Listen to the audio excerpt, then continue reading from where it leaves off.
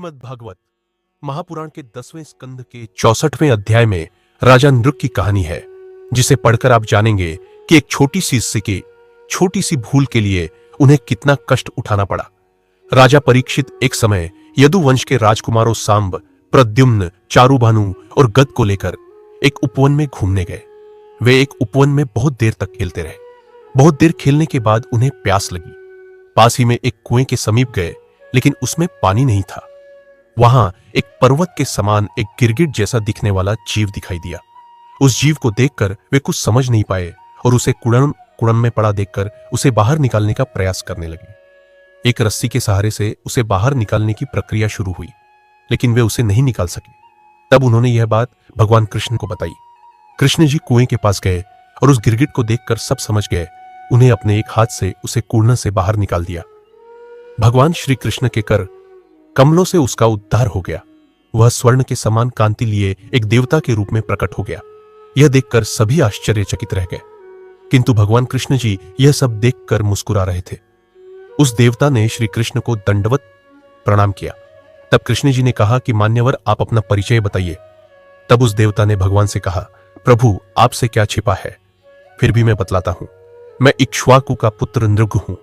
मैं महादानी के रूप से विख्यात था। मैं नृग राजा के नाम से विख्यात था।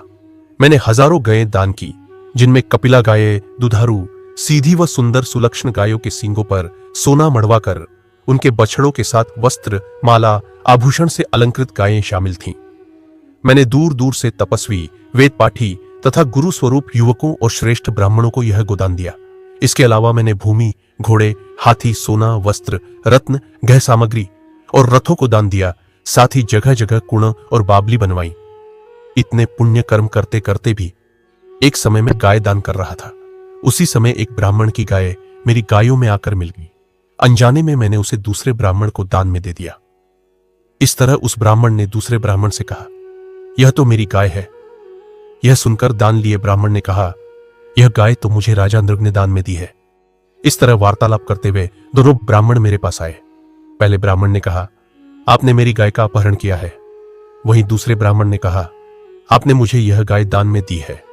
मैंने दोनों से क्षमा मांगी और दान लिए जाने वाले ब्राह्मण से प्रार्थना की कि आप यह गाय इन ब्राह्मण देवता को दे दे। बदले में मैं आपको 1 लाख श्रेष्ठ गाय दे दूंगा। किंतु वह नहीं माने। फिर मैंने पहले वाले ब्राह्मण से भी यही आग्रह किया, हे ब्राह्मण देवता, मुझसे अनजाने में यह पाप हो गया। अब आप ही मुझे नरक में जाने से बचा सकते हैं। गाय के स्वामी ब्राह्मण ने कहा, नहीं, मुझे तो यही गाय चाहिए। फिर दान लिए ब्राह्मण ने कहा, तुम मुझे 1 लाख क्या 10 लाख गायें भी दोगे तो भी मैं नहीं लूंगा। यह कहकर दोनों ब्राह्मण देवता चले गए।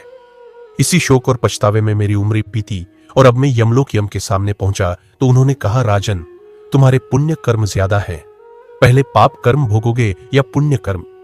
मैंने कहा, हे यम देवता, मुझे पहले पाप कर्म भोगने हैं। उसी क्षण उन्होंने मुझे नीचे भेज दिया। नीचे आते हुए मेरा शरीर एक गिरगिट के रूप में बदल गया।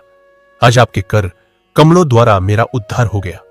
यह कहकर राजा नृग श्री कृष्ण के चरणों में गिर गए। भगवान के चरणों में बैठकर वे भगवान श्री कृष्ण का गुणगान करने लगे। कुछ देर बाद एक विमान आया। श्री कृष्ण के चरणों की रज को माथे पर लगाकर राजा नृग उस विमान पर चढ़कर स्वर्गलोक को चले गए। इसके बाद राजा परीक्षित को श्री कृष्ण ने संदेश दिया, दुर्जरम बत ब्रह्मस्वम भुक्तमग्निर्मनाग्पि तेजयसोस्पे किमुत राज्यामीश्वरमानि नाम। हे राजन, जिनका तेज भी अग्नि के समान है अथवा तेजस्वी राजा है, वह भी ब्राह्मण का थोड़ा सा धन पचा नहीं सकते। जो राजा अपने आप को झूठे ही ईश्वर का रूप मानते हैं, उनकी तो बात ही क्या।